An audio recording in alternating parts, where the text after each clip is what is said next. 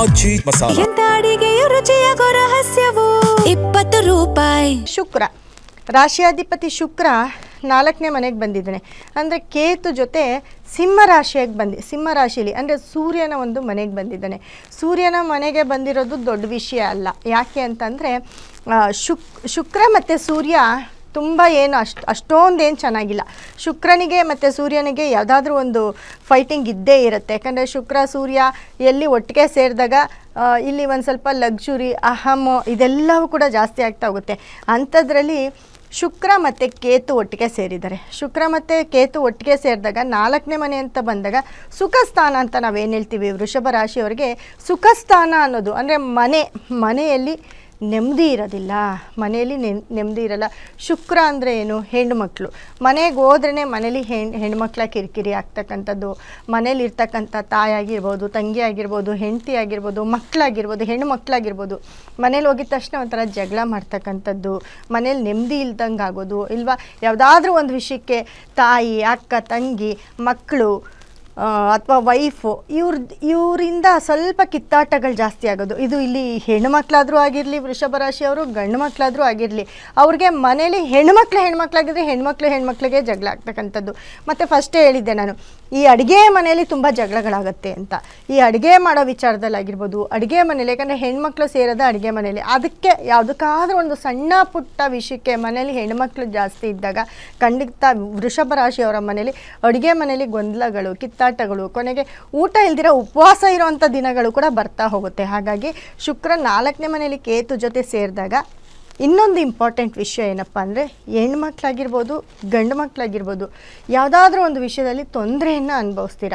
ಯಾವುದಾದ್ರೂ ಇವಾಗ ಗುಪ್ತ ವಿಚಾರಗಳು ಯಾವುದಾದ್ರೂ ಹೊರಗಡೆ ಬರುವಂಥದ್ದು, ಅಥವಾ ನಿಮಗೆ ಸಡನ್ ಶಾಕಿಂಗ್ ನ್ಯೂಸ್ ಬರ್ತಕ್ಕಂಥದ್ದು, ಇಲ್ಲ ನಿಮ್ಮ ಅಕ್ಕ ತಂಗಿಯರು ನಿಮ್ಮ ಮೇಲೆ ಕೇಸ್ ಹಾಕುವಂಥದ್ದು, ಅಥವಾ ನಿಮ್ಮ ವೈಯಕ್ತಿಕ ಯಾರಾದರೂ ಇದ್ದರೆ ಅವ್ರು ಬಂದು ನಿಮ್ಮನ್ನು ಬ್ಲ್ಯಾಕ್ ಮೇಲ್ ಮಾಡ್ತಕ್ಕಂಥದ್ದು, ಅಥವಾ ದುಡ್ಡು ಕಾಸಿಗೆ ಎಲ್ಲೋ ಒಂದು ಕಡೆ ನಿಮಗೂ ಅವ್ರಿಗೂ ಜಗಳ ಆಗುವಂಥದ್ದು, ಅಥವಾ ತಾಯಿ ತಂಗಿ ಈ ಥರದವರು ನಿಮಗೂ ಅವ್ರಿಗೂ ಮನಸ್ತಾಪಗಳಾಗುವಂಥದ್ದು, ಈ ಥರದ್ದೆಲ್ಲ ಘಟನೆಗಳು ನಡೀತಾ ಹೋಗುತ್ತೆ.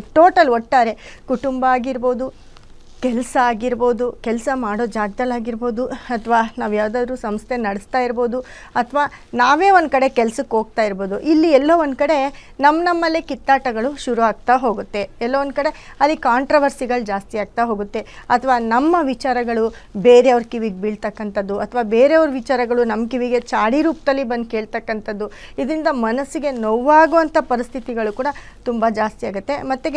ಮತ್ತು ಶುಕ್ರಕೇತು ಇರೋದ್ರಿಂದ ಸ್ವಲ್ಪ ಆರೋಗ್ಯ ಅಂತ ಬಂದಾಗ ಆರೋಗ್ಯವನ್ನು ತುಂಬ ಕೇರ್ಫುಲ್ಲಾಗಿ ನೋಡ್ಕೊಳ್ಬೇಕಾಗುತ್ತೆ. ಆರೋಗ್ಯ ವಿಷಯದಲ್ಲಿ ಎಲ್ಲೋ ಒಂದು ಕಡೆ ಹೊಟ್ಟೆಗೆ ಸಂಬಂಧಪಟ್ಟಂಥ ಕಾಯಿಲೆಗಳಾಗ್ತಕ್ಕಂಥದ್ದು, ಅಜೀರ್ಣ ಆಗೋದು, ಗ್ಯಾಸ್ಟ್ರಿಕ್ ಆಗೋದು, ಅವಾಗವಾಗ ಹೊಟ್ಟೆ ನೋವು ಬರ್ತಕ್ಕಂಥದ್ದು, ಇದಕ್ಕೆ ಹಾಸ್ಪಿಟಲ್ಗೆ ಹೋಗೋ ಅಷ್ಟಕ್ಕೂ ಕೂಡ ಆರೋಗ್ಯ ಒಂದು ಕೆಡುವಂಥ ಚಾನ್ಸಸ್ಸು ಅತಿ ಹೆಚ್ಚಿರುತ್ತೆ ವೃಷಭ ರಾಶಿಯವ್ರಿಗೆ. ಜೊತೆಗೆ ರಾಹು 10ನೇ ಮನೇಲಿರ್ತಾನೆ.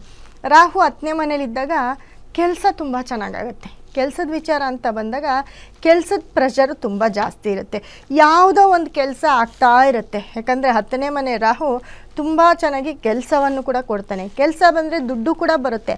ಆದರೆ ಆ ದುಡ್ಡು ಎಲ್ಲೋ ಒಂದು ಕಡೆ ನಿಲ್ಲಲ್ಲ. ಆ ದುಡ್ಡು ಹಂಗೆ ಬರುತ್ತೆ, ಹಂಗೆ ಹೋಗುತ್ತೆ. ಅಂದರೆ ಕೈಯಲ್ಲಿ ದುಡ್ಡು ನಿಲ್ಲದೇ ಇರುವಂಥ ಪರಿಸ್ಥಿತಿ ಆಗುತ್ತೆ. ಹಾಗಾಗಿ ದುಡ್ಡು ನಿಲ್ಲಬೇಕು ಅಂದರೆ ನೀವು ಅದಕ್ಕೂ ಕೂಡ ಪರಿಹಾರ ಮಾಡ್ಕೊಳ್ಬೇಕು.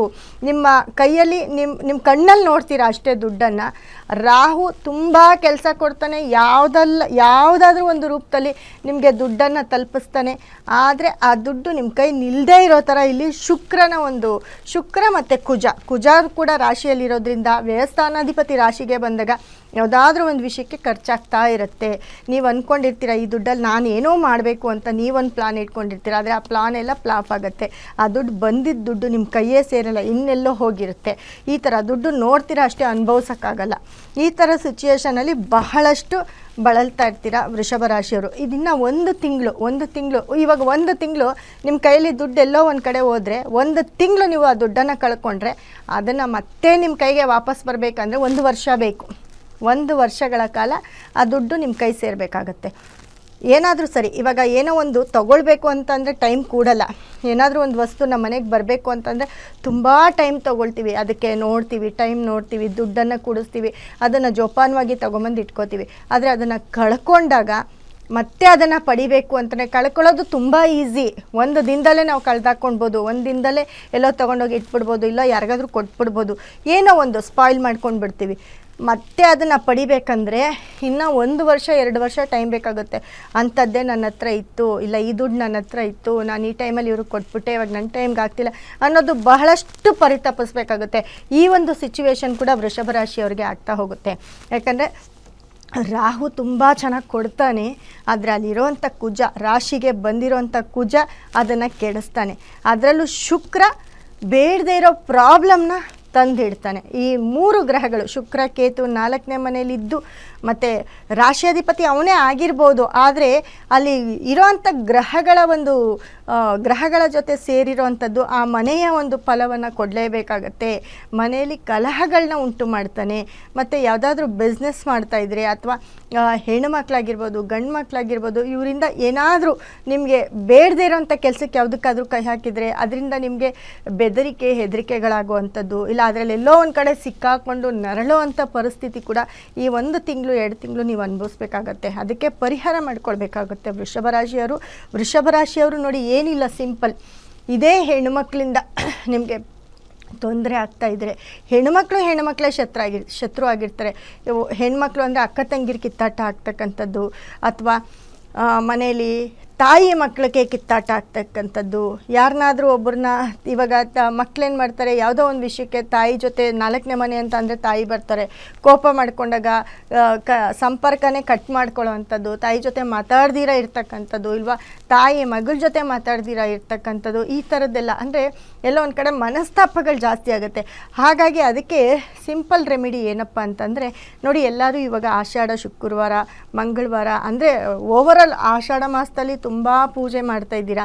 ಎಲ್ಲರೂ ಕೂಡ ಆ ಒಂದು ಆಷಾಢ ಮಾಸದಲ್ಲಿ ಪೂಜೆ ಮಾಡಿದ್ರೆ ಫಲ ಸಿಕ್ಕತ್ತೆ ಅಂತ ದೇವಸ್ಥಾನಗಳಿಗೆ ಹೋಗೋದು. ಯಾಕಂದರೆ ಎಲ್ಲ ಒಂದು ಮಾಸಕ್ಕಿಂತ ಈ ಆಷಾಢದಲ್ಲಿ ಯಾವ ಟೆಂಪಲ್ಗೆ ಕಾಲಿಟ್ಟರು, ಯಾವ ದೇವಸ್ಥಾನಕ್ಕೆ ಕಾಲಿಟ್ಟರು ತುಂಬ ರಶ್ ಇರುತ್ತೆ. ಆದರೂ ಕೂಡ ನೀವು ದೇವಸ್ಥಾನಕ್ಕೆ ಹೋಗಿ ಬಿಡಿ, ಅದು ನಿಮ್ಮ ಪರ್ಸ್ನಲ್. ಆದರೆ ನಿಮ್ಮ ಮನೆಯಲ್ಲೇ ನೀವು ಪೂಜೆ ಮಾಡ್ಕೊಳ್ಳಿ, ನಿಮ್ಮ ಮನೆಯಲ್ಲಿ ಭಕ್ತಿಯಿಂದ ದೇವ್ರನ್ನ ಪೂಜೆ ಮಾಡಿ.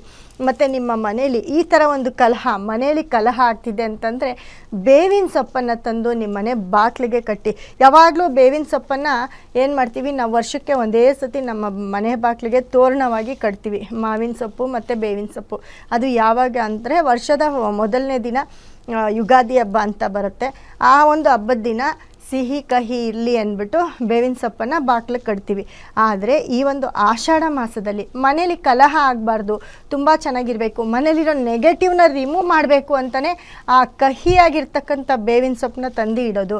ನೀವು ನೋಡಿರ್ತೀರ ಕೆಲವೊಂದು ಅಮ್ಮನವರ ದೇವಸ್ಥಾನಗಳಲ್ಲಿ ಆ ಬೇವಿನ ಸೊಪ್ಪಿಗೆ ಬಹಳಷ್ಟು ಮಹತ್ವ ಇರುತ್ತೆ. ಆ ಬೇವಿನ ಸೊಪ್ಪನ್ನು ದೇವ್ರ ಹಿಂದೆ ಎಲ್ಲ ಹಾಕಿರ್ತಾರೆ, ಮತ್ತು ದೇವ್ರ ಮುಂದೆ ಇಟ್ಟಿರ್ತಾರೆ. ಕೆಲವೊಂದು ದೇವಸ್ಥಾನಗಳಲ್ಲಿ ತುಂಬ ಬೇವಿನ ಸೊಪ್ಪನ್ನು ಇಟ್ಟು ಪೂಜೆ ಮಾಡಿರ್ತಾರೆ. ಸೊ ಅದೇ ಆ ಬೇವಿನ ಸೊಪ್ಪನ್ನು ತಂದು ನಿಮ್ಮ ಬಾಗಿಲಿಗೆ ಕಟ್ಟಿ, ಮತ್ತು ನಿಮ್ಮ ದೇವ್ರ ಮನೆಯಲ್ಲಿ ನಿಮ್ಮ ದೇವ್ರ ಮುಂದೆ ನೀವು ದೇವ್ರಿಗೆ ಇಟ್ಟಿಲ್ಲ ಅಂದರೂ ಎಲ್ಲೋ ಒಂದು ಕಡೆ ಒಂದು ಬಂಚ್ ಬೇವಿನ ಸೊಪ್ಪು ಕಟ್ಬಿಟ್ಟು ನಿಮ್ಮ ದೇವ್ರ ಮನೇಲಿ ಪ್ಲೇಸ್ ಮಾಡಿ. ನಿಮ್ಮ ಮನೇಲಿ ಇರ್ತಕ್ಕಂಥ ನೆಗೆಟಿವ್ ಹೇಗೆ ರಿಮೂವ್ ಆಗುತ್ತೆ ನೋಡಿ. ಯಾಕೆ ಅಂತಂದರೆ ಆ ಬೇವಿನ ಸೊಪ್ಪಲ್ಲಿ ಕೂಡ ಅಷ್ಟೊಂದು ಶಕ್ತಿ ಇರುತ್ತೆ. ನೀವು ನೋಡಿರ್ತೀರ ದೇವಸ್ಥಾನಗಳ ಹತ್ರ ಅರಳಿ ಮರದ ಜೊತೆ ಬೇವಿನ ಮರ ಕೂಡ ಇದ್ದೇ ಇರುತ್ತೆ. ಅದಕ್ಕೂ ಕೂಡ ಬಹಳಷ್ಟು ಇಂಪಾರ್ಟೆಂಟ್ ಇರುತ್ತೆ. ಬೇವು ಕಹಿಯಾಗಿರ್ಬೋದು, ಆದರೆ ನಮಗೆ ಯಾವುದೋ ಒಂದು ವಿಚಾರದಲ್ಲಿ ನಮ್ಮ ದೇಹಕ್ಕೆ ತುಂಬ ಒಳ್ಳೇದು ಮಾಡೋದೇ ಬೇವಿನ ಸೊಪ್ಪಾಗಿರುತ್ತೆ. ಸೊ ಆ ಬೇವಿನ ಸೊಪ್ಪನ್ನು ತಂದು ಮನೆಯಲ್ಲಿಡಿ, ಅಥವಾ ನಿಮ್ಮ ಕೈಲಾದರೆ ಒಂದೆರಡು ಎಲೆಯನ್ನು ಬೇವಿನ ಸೊಪ್ಪನ್ನು ನೀವು ಬಾಯಲ್ಲಿ ಹಾಕ್ಕೊಂಡ್ರೂ ಕೂಡ ತುಂಬ ಒಳ್ಳೆಯದಾಗುತ್ತೆ. ಅಂದರೆ ನಿಮಗೆ ಕೆಲವೊಂದು ಕಡೆ ಶತ್ರುಗಳು ಯಾರಾದರೂ ಇದ್ದರೆ ಅವ್ರನ್ನ ನೆನೆಸ್ಕೊಂಡು ಕೂಡ ನೀವು ಆ ಬೇವಿನ ಸೊಪ್ಪನ್ನು ತಿಂದಾಗ ಶತ್ರುಗಳು ನಾಶ ಆಗ್ತಾ ಹೋಗ್ತಾರೆ. ಅಂದರೆ ಎಲ್ಲೋ ಒಂದು ಕಡೆ ನಿಮ್ಮ ಒಂದು ತಂಟೆಗೆ ಬರ್ದಿರ ಇರ್ತಾರೆ. ನಿಮ್ಮ ಮನಸ್ಸು ಯಾರಾದರೂ ನೋಯಿಸಿದರೆ ಕೂಡ, ಅದರಲ್ಲೂ ಕೂಡ ನಿಮ್ಮ ಮೇಲೆ ಏನಾದರೂ ದೃಷ್ಟಿಯಾಗಿದ್ರೂ ಕೂಡ ಆ ದೃಷ್ಟಿ ದೋಷ ನಿವಾರಣೆಗೆ ಕೂಡ ನೀವು ಬೇವಿನ ಸೊಪ್ಪನ್ನು ಉಪಯೋಗಿಸ್ಬೋದು. ಹಾಗಾಗಿ ಈ ಆಷಾಢ ಶುಕ್ರವಾರ ಆಗಿರ್ಬೋದು, ಮಂಗಳವಾರ ಆಗಿರ್ಬೋದು, ಅಥವಾ ನಿಮ್ಮ ಮನೆ ದೇವರಿಗೆ ನೀವು ಯಾವತ್ತೇ ಪೂಜೆ ಮಾಡ್ಬೋದು, ಆವತ್ತಿನ ದಿನ ತಪ್ಪದಿರ ಬೇವಿನ ಸೊಪ್ಪನ್ನು ತಂದು ಮನೆಯಲ್ಲಿಡಿ ಅಂತ ಹೇಳ್ತಾ ಇದ್ದೀನಿ. ಮನೆಯಲ್ಲಿಟ್ಟಾಗ ಖಂಡಿತ ಎಲ್ಲೋ ಒಂದು ಕಡೆ ತುಂಬ ಪಾಸಿಟಿವ್ ಇರುತ್ತೆ. ಬೇಕಂದರೆ ಇದನ್ನು ಮಾಡಿ ನೋಡಿ. ಈ ತಿಂಗಳು ಪೂರ್ತಿ ನೀವು ಮನೆ ಬಾಕಲ್ಗೆ ಹಾಕೋದು, ನಿಮ್ಮ ಮನೇಲಿ ತಂದು ಪ್ಲೇಸ್ ಮಾಡೋದು ಮಾಡಿ, ಖಂಡಿತ ನಿಮ್ಗೆ ಗೊತ್ತಾಗ್ಬಿಡುತ್ತೆ ಎಷ್ಟು ಪಾಸಿಟಿವ್ ಆಗಿರ್ತೀರ. ಅದರಲ್ಲೂ ವೃಷಭ ರಾಶಿಯವರು ಮತ್ತು ತುಲಾ ರಾಶಿಯವರಂತೂ ಮಿಸ್ ಮಾಡಲೇಬೇಡಿ. ಇದು ಕೂಡ ನಿಮಗೆ ಒಂದು ಔಷಧಿ ಇದ್ದಂಗೆ.